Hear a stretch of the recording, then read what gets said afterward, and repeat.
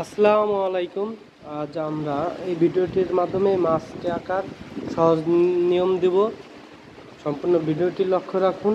সহজে শেখার জন্য আমরা প্রতিনিয়ত সহজ নিয়ম দিয়ে থাকি। প্রথমে আমরা একটা যোগ দেব, তারপরে দুই পাশে সমপরিমাণ আঁকাবো। লাটিমের মতো একটা যোগ দেব। লাটিমে এক পাশে বাড়াইছে আর মাছে দুই পাশে বাড়াবো। চ্যানেলটি সাবস্ক্রাইব করে আমাদের সঙ্গে থাকুন নতুন নতুন ছবি আঁকার সহজ নিয়ম পেতে।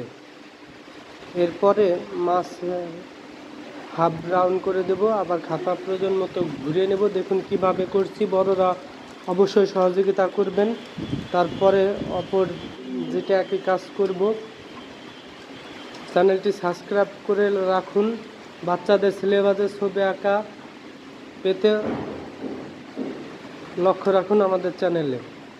সবসময় আমরা ছবি আঁকার নিয়ম দিয়ে থাকি, বা আপনাদের কোনো ছবি আঁকা লাগলে আমাদের জানাবেন। তারপরে লেজ আঁকার জন্য একটু বাড়াবো, তবে দুই পাশে সমান হবে। গত ভিডিওতে অনেকগুলো ভিডিওতে আমরা দেখিয়েছি কিভাবে সহজ নিয়ম করা যায়। আপনারা ভিডিওগুলো লক্ষ্য করলে দেখতে পারবেন। এরপরে এই যে হয়েছে নিয়ম, তারপরে আমরা মার্কার দিয়ে করে দেখাচ্ছি। বাকিটুকু আঁকার চেষ্টা করছি, তবে নিয়মটি আগে ফলো করবেন। এটা হচ্ছে স্ট্রাকচার বা সঠিক রুলস। এই রুলস আপনারা সবাই সঠিকভাবে করতে পারবেন। বাচ্চাদের জন্য মাছটি আঁকার। এরপরে পরবর্তীতে দেখুন, বাচ্চারা প্রয়োজনে খাতা ঘুরিয়ে নেবে এবং হালকা করে পেন্সিলের দাগগুলো দিবে রুলসগুলো আঁকার সময়, পরে যাতে সহজে মুছে দেওয়া যায়। লেজটা দিবে একটু বাঁকা করে, ডিজাইন করে একটু বাড়তি দিয়ে দিয়েছিলাম আমরা ওই দাগ থেকে। লক্ষ্য করে দেখলেই, বড়রা সহযোগিতা করলে অবশ্যই বাচ্চারা ভালোভাবে পারবে। এরপরে আমরা একটা চোখ এঁকে দিব মাছটির।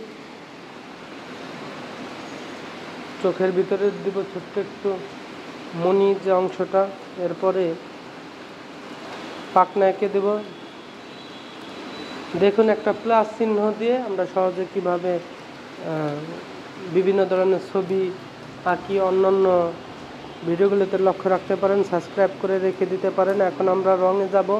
আমি প্রতিটা ভিডিওতে বলে দিয়েছি যে একটা সাধারণ ছবিতে হলুদের কাজটা আগে করে নিলে, হলুদ রঙের উপরে কোনো রং করলে ওটা চলে যায় পরে।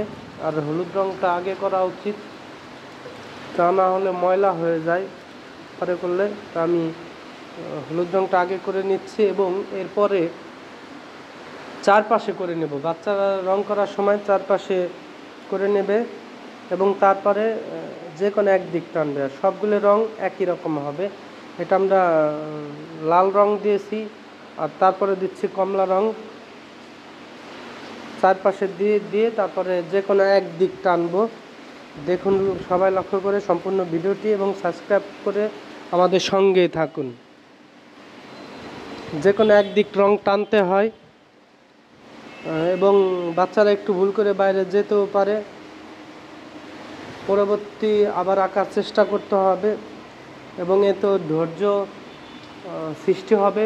অপেক্ষায় মানুষকে ধৈর্য বাড়ায়, তাই একটা ভালো কাজের জন্য অপেক্ষা করতে হবে। এরপরে আমরা নীলকা রংটি করে দিব সুন্দর করে, ব্লু কালার করব। তবে চারপাশে সবসময় রঙে মনে রাখবো ছোটদের জন্য আগে আউটলাইন করে নিতে হবে। আউটলাইন করে নিলে রংটি বাইরে যান। ধন্যবাদ সবাই।